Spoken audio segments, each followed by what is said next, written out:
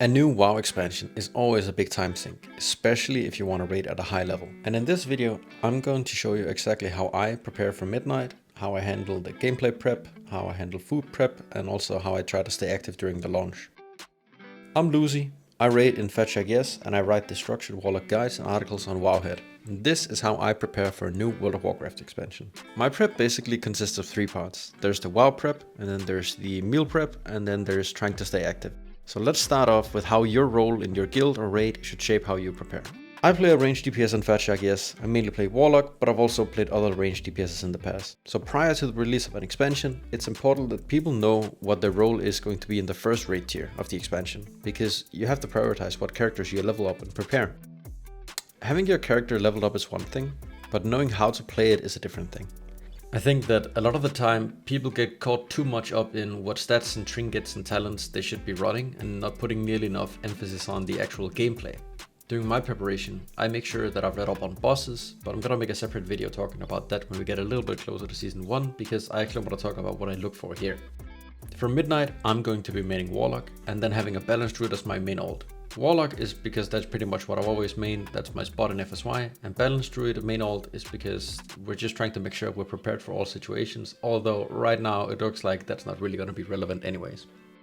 Warlock being my main means that's where I put in the most hours during testing. During these tests we play different builds, we go through tuning, we do theory crafting, we play dungeons, we play raids. But at the later points in testing, right before the expansion launches, I would just recommend anyone to stay up to date through their respective class Discord resources or read up on guides like Wowhead or any other resource you trust. That's what I do when I prepare my ults. I browse through a mixture of logs, I go through Discords, I read up on guides, and then I just make sure that I understand the fundamentals and what might have changed before previous iterations of that class or spec. And that's probably the approach I would just recommend to anyone that hasn't spent a whole lot of time beta testing. You look up what other people are doing, you mix that in with what you read from class Discords, and you stay up to date looking at logs. And when you can sim your character as well. Probably the most talked about change in Midnight is the add-on change. You can basically no longer track buffs and debuffs and cooldowns the same way as before. Vigor allowed you to completely customize everything. You could make custom triggers based off of buff situations.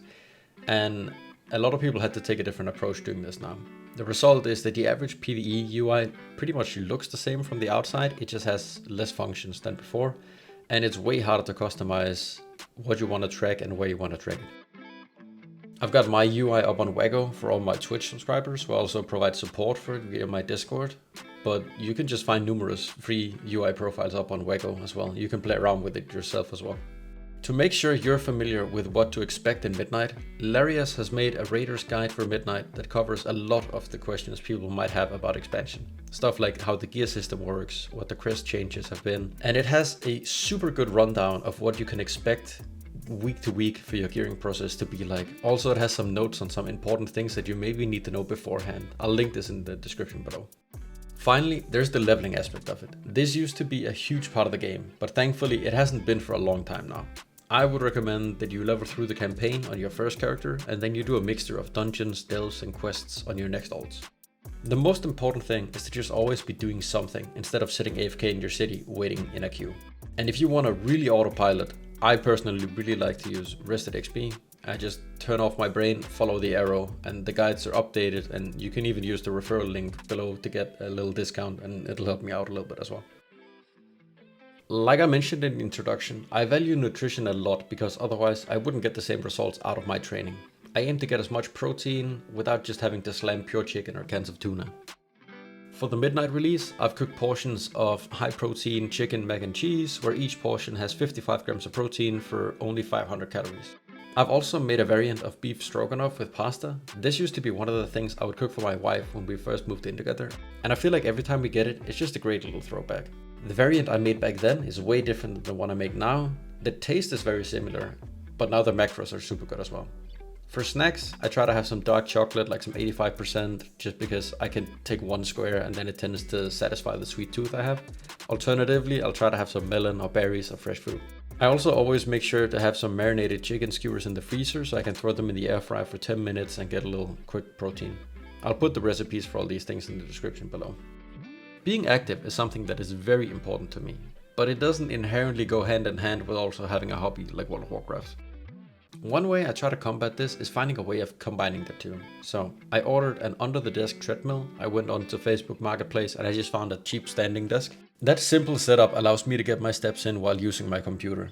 I can watch videos or shows or movies, and in the case of WoW, I can even play at the same time as walking. Getting my steps in while playing feels like such a hack. I should add, however, that I've gotten better at planning when I actually do this. It's fine for lower difficulty content such as leveling or questing, but it can complicate things a little bit if you're doing high-end progression. Recently, I made an addition to this by purchasing a cardio bike just through Marketplace again that fits under my desk, so now I can even get my 30 minutes of cardio in every day while at my computer. Just because a new WoW expansion or season comes out doesn't mean I'll take too much time off for the gym. I might reconsider when I go during the day and what I work out, but I still make sure to get there 3 to 4 times a week. That might go down a little bit when the first season of Midnight starts for the first week or two, but that just makes my steps and getting my cardio in and staying a little active even more valuable to me.